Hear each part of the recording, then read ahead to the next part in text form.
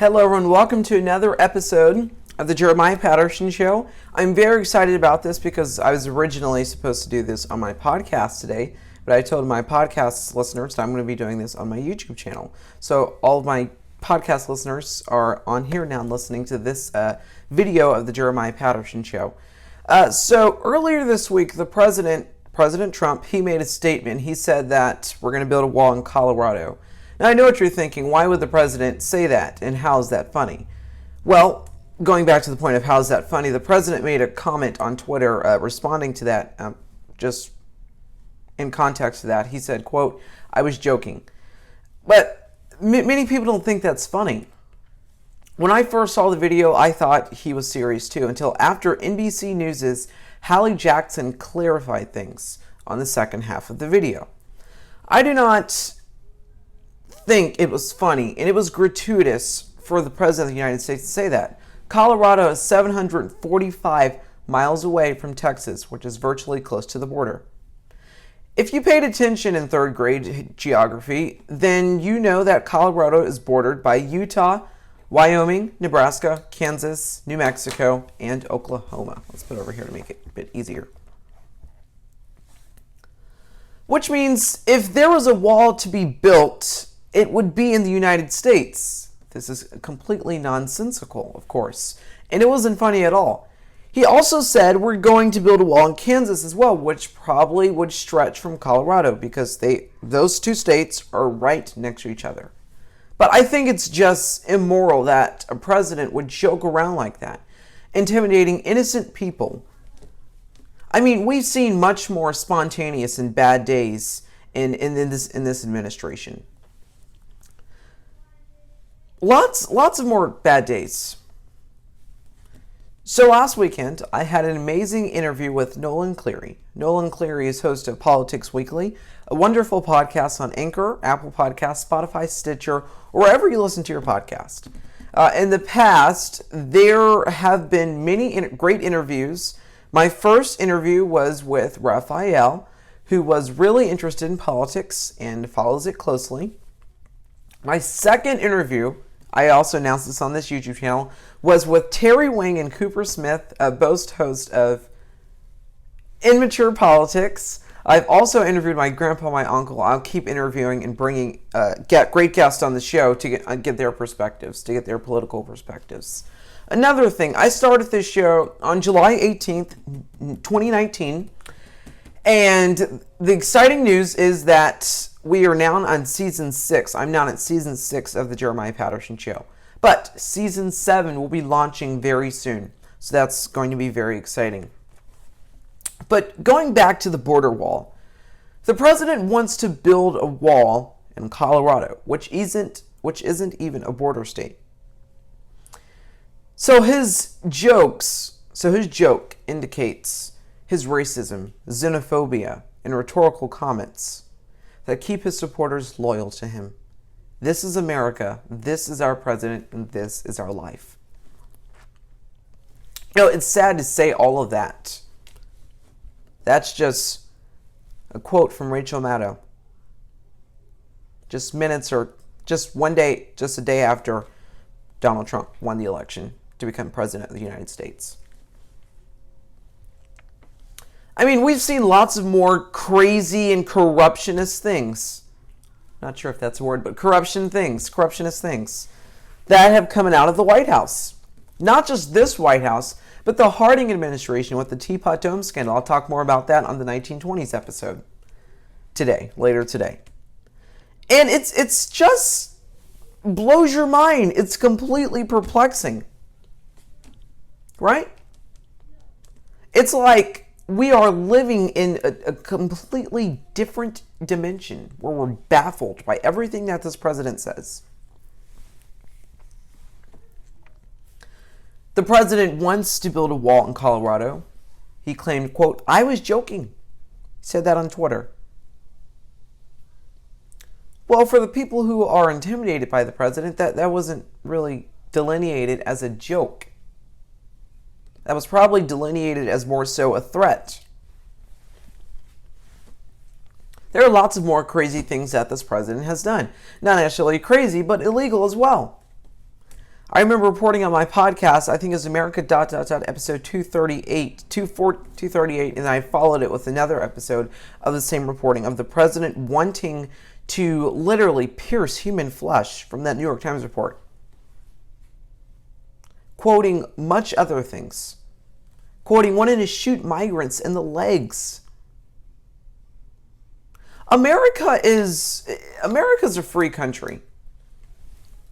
Over 200 years ago, the founding fathers, they wrote out the Constitution. Thomas Jefferson was known for writing out the Constitution. James Madison, fourth president, the father of the Constitution. Thomas Jefferson was known for writing out the Declaration of Independence, and then intrinsically he became the fourth president of the United States. What I'm trying to say here is that this nation was built more than 242 years ago. Our nation's birthday is July 4th, 1776, Independence Day. That is when our nation declared its independence from Great Britain, so that we became a democratic nation, a nation of democracy, a nation where you have the right to be gay, a nation where you have the right to be lesbian or bisexual or transgender, a nation where you have the right to be an atheist, a Christian, or whatever you believe in. A nation where the press gets to report and shall not be criticized by the President of the United States. A nation under God. That's why so many people want to come to America, Mr. President, because this is such a great nation. What happened back then, in the 1900s, where we let Hispanics and people from Ireland and Great Britain and other countries come over here because they were suffering famine and other bad things going on in their country? What happened? America has lost that because this president has taken office. This president has completely destroyed what it means to be an American citizen. This president has destroyed what it means to live in this great country. He has taken that away. The disrespect, the xenophobia, the rhetorical comments,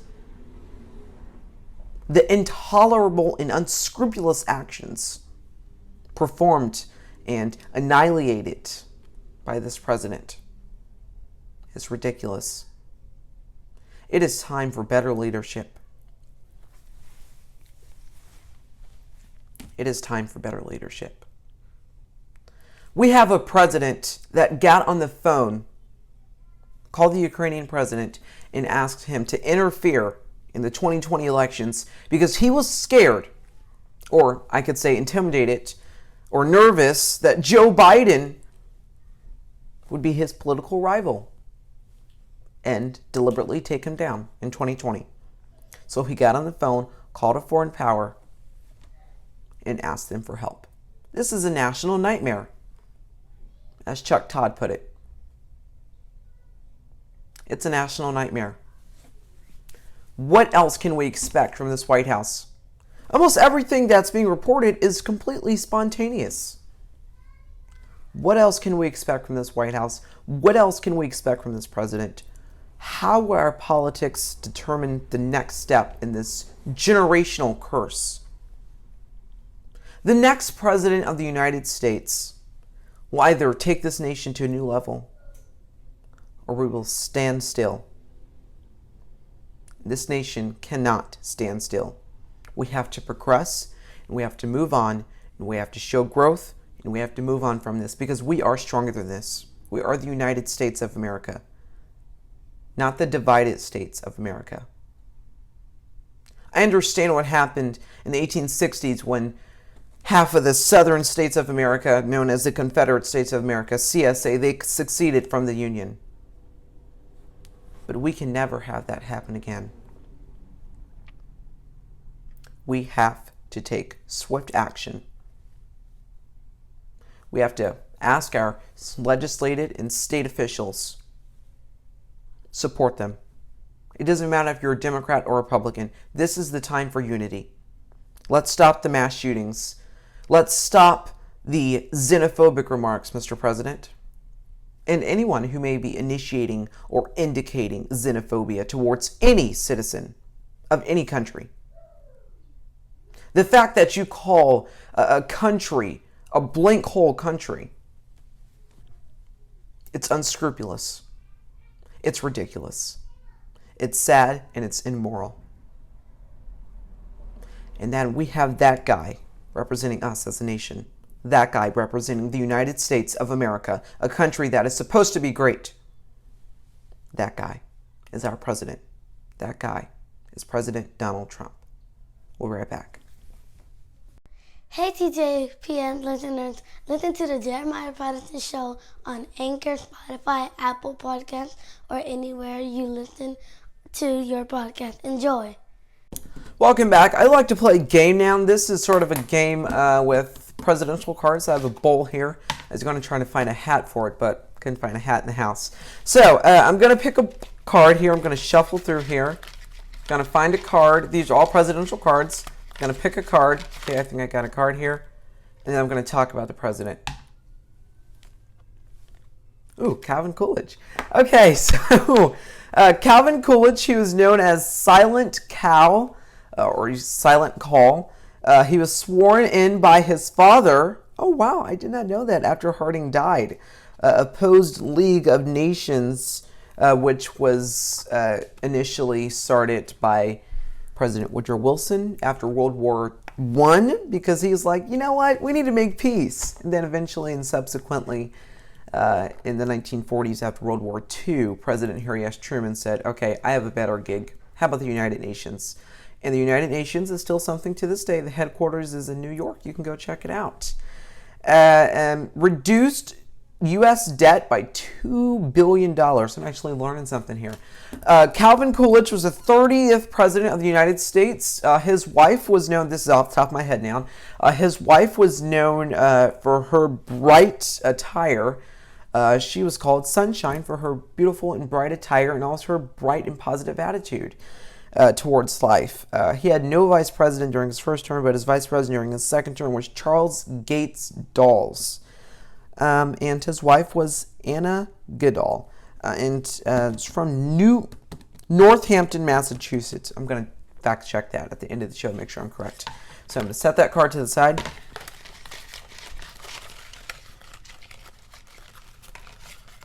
Okay, I have another card here. This is President Andrew Johnson. Okay. Andrew Johnson was impeached. Andrew Johnson was an impeached president. He served 4 years from 1865 after 1869. After President Abraham Lincoln was assassinated, Andrew Johnson took over, 17th president of the United States. A couple interesting things about Andrew Johnson is he was an indentured servant. He served for 4 years as president of the United States. He did not learn how to read and write until he was 17 years old. He completely and continuously clashed with the Republican-controlled Congress. So they were like, you know what, we've had enough of it, we're going to impeach you. So he became an impeached president, leading off into presidential history in the history of presidential impeachments. President Andrew Johnson was, I guess some people could put it, as known as one of the worst presidents in American history, depending on your political perspective. If you're a Democrat, you're a Republican, or independent, depending on your political perspective. But yeah, that's Andrew Johnson. All right, let's move on to this one. All right, I have a card here. Oh, this is President Gerald Rudolph Ford. The 25th Amendment was used for the first time to swear him in as president. Awesome, right? No, not awesome. The 25th Amendment was used in not such a good way. The Constitution indicates that if a sitting president if a sitting president has health conditions that are threatening his day job as president of the United States, or if he's been some sort of killed in a way, I don't think necessarily killed, that initiate the line of succession. But if anything ever happened to the president or he had to resign in anything, the Constitution put it as James Madison wrote and others and our founding fathers wrote in the Constitution, the vice president will become president. Well, it turns out Gerald Ford was under Richard Nixon. Gerald Ford is not Richard Nixon's first vice president. Spiro Agnew was Richard Nixon's first vice president. We're going to talk more about that in a special episode on my podcast coming up very soon, the Jeremiah Patterson Show. But Ford was also a Republican. I mean, after this entire scandalous thing going on in the White House and all the corruption with the Watergate scandal and all of that going on, Nixon resigned. He was getting ready to be impeached for it, but he resigned. I mean, is that you can virtually compare that you can virtually compare that to today's politics. Will the current president be impeached? Well, I guess that's sort of a yes hypothetical question. Yes, he could be impeached. But if you put it into this context and in terms of understanding it with this perspective, what if Donald Trump resigns? And that's a question that I frequently asked my guest on my show, Nolan Cleary, host of Politics Weekly. Could Donald Trump resign? Could there be a President Mike Pence? Could there be a President Nancy Pelosi? And then, of course, you have this entire line of succession here, stretching on from the president all the way down. The line of succession stretches from the vice president all the way down to the Secretary of Homeland Security. And I actually did a continuity of government episode more on that. You can go check that out on my podcast. I'll be sure to put that in the description down below. Yeah, that's Gerald Ford. He pardoned Nixon for all crimes committed. I did not know that. All right, Gerald Ford, the 38th president of the United States.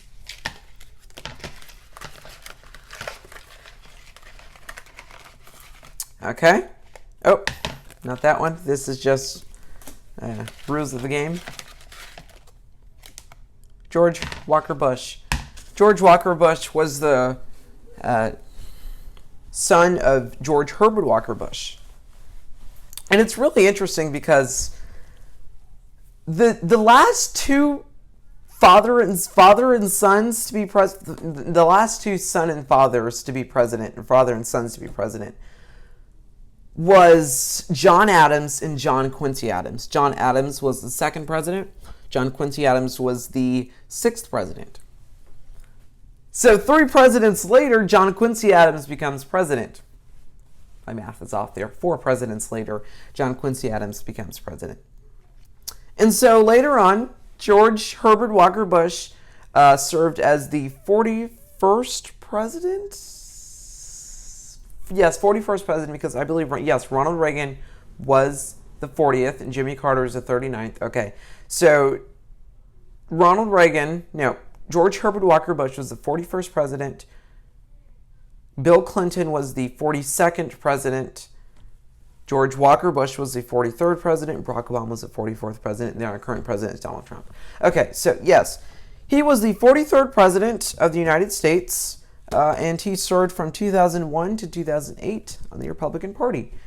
He was also president during 9/11, which happened. It was a very pernicious, terrible event in our country. But we got up and we united. We came back strong. All right, next president, Herbert Hoover. Oh my, Herbert Hoover, Herbert. Herbert Hoover, our nation's 31st president. Yes, 31st president, right after Calvin Coolidge. This guy, not many people liked him. In fact, some people hated this guy. 31st president of the United States. He was president during the Great Depression. He served from 1929 to 1933. Which means the rest of the decade of the 1930s, another guy came in. And he fixed it up and they loved him. He was voted for 4 terms in, but that's amazing, 4 terms. Just imagine if that rule hadn't been set out and Barack Obama was voted for 4 terms, he'd still be president right now. But then eventually the Constitution wrote that you can only be president for 2 terms, and Congress then set that law in motion. But people named houses after him Hoovervilles. It's not like these were some crazy, beautiful, gigantic, nice houses. And they're like, oh, we're going to name them after the 31st president. We're going to name them after the president, Hoovervilles. No, these houses were in terrible condition. These houses were in terrible condition. And for that to be named after a president, and for you to have that on your name, and for that to be your legacy, sorry, guy, that was not cool. Oh my gosh, the lights went off again. Okay, I'm going to click off here, and I'm going to come back, and we're going to try this again. I apologize for that. I'm in the garage, and so it's very sensitive what goes on in here. Okay.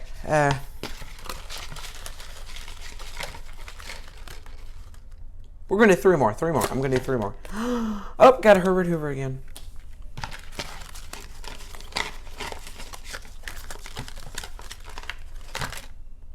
William Howard Taft. Love this guy. William Howard Taft, he is the only president to serve as a Supreme Court justice after being in office. Also, a fun fact, an interesting fact, is that this president got stuck in the White House bathtub. It appears that he was overweight, and I believe Secret Service had to come help him, or White House maids or White House aides had to come help him. But he was married to Helen Huron, and he was president during when the Titanic happened. So yeah, sad moment to be president. He's president from 1901 to 1913.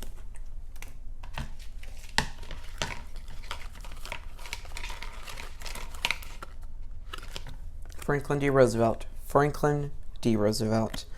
One of our nation's greatest presidents. And I say that with full certainty. Franklin D. Roosevelt, after Herbert Hoover sort of messed our economy up here and didn't really do much as president, Franklin D. Roosevelt, he came in. Franklin Delano Roosevelt, he came in, and America loved him, and it was amazing. I believe there was an assassination attempt on this guy's life, but he survived. After Pearl Harbor, which is on December 7th, 1941, President Franklin D. Roosevelt, he gave a speech. And he said, quote, "This day will live in infamy." The word infamy means famous for being bad. Just like 9/11 will live in infamy. President Roosevelt, he came in and he changed it. He said, I understand that our country is... He came in and he was like, okay, I understand that our country is going through a bad time right now. But it is my job as President of the United States not to sit by and let that happen, but to get up and watch, but to get up and try to do something. I'm not just going to sit by and watch the great United States fall apart. I'm going to get up, we're going to set rules in motion, we're going to end this. The Great Depression is over. I am president now, and we will end this crisis. And that is why America loved him so much. And that is why he was voted 4 terms, which is 16 years. Not 8 years, 16.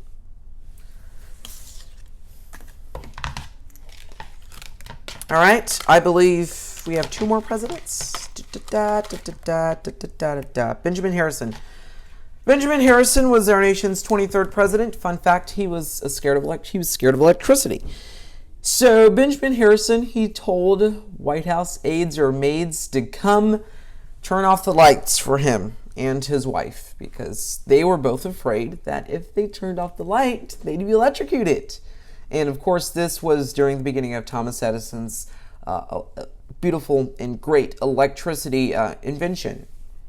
So, yeah, that was a bit new to the White House. He was the first president to live in the White House when electricity was created. All right, let's move on to our final president.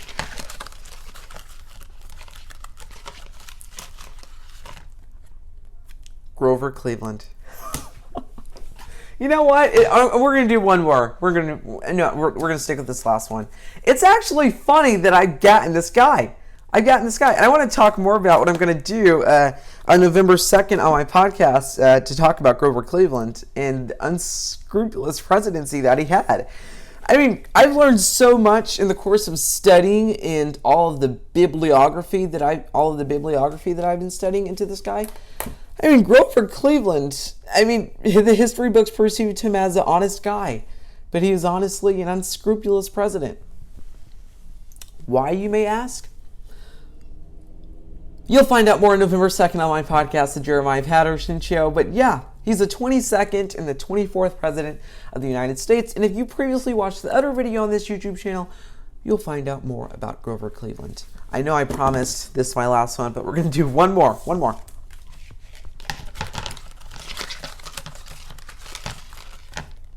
Oh, it's another game card of rules and regulations. Here it is. Okay. Harry S. Truman. After President Franklin D. Roosevelt here had a heart attack, Harry S. Truman was sworn in as President of the United States.